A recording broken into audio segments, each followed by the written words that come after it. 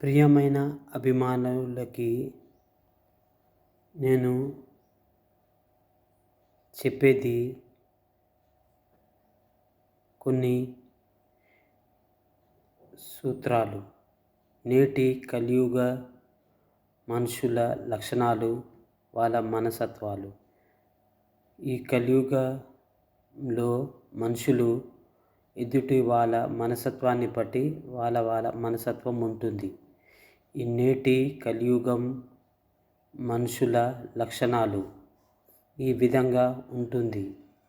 రాజెట్లో ప్రజలట్లే, ముళ్ళుని ముళ్ళుతోనే తీయి, గాడిదకు తెలుసున గంధపు వాసన, ఇంట్లో పులి వీధిలో పిలి, నీ పప్పులు ఉడకవు, దెబ్బ చేసిన మేలు అన్నతమ్ములు చేస్తారా, మురిగి కుక్కలు కరవవు, గోడ మీద పిల్లి లెక్క, మితిమీరితే అమృతము విషమగును, ఆరోగ్యమే మహాభాగ్యము, చేతికి అందినది నోటికందలేదు, తామొకటి తలచిన దైవమొకటి తలచును, మెరిసేటివన్నీ బంగారం కావు, బుద్ధి బలమే బలము.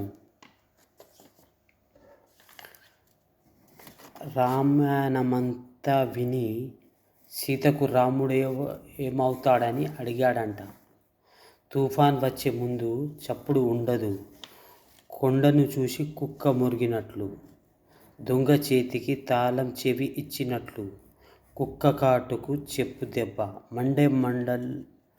మండే మంటలో నూనె పోసినట్లు, నీరు నీటి వంకే పారును, తగిలిన కాళ్ళే తగులును, పెరుగుట విరుగుట కొరకే, పైసలు పలు పనులు చేయును.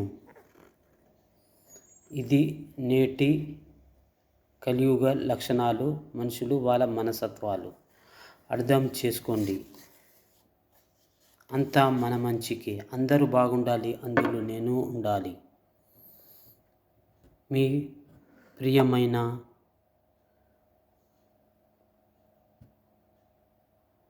అభిలాషి. అర్థం చేసుకోండి.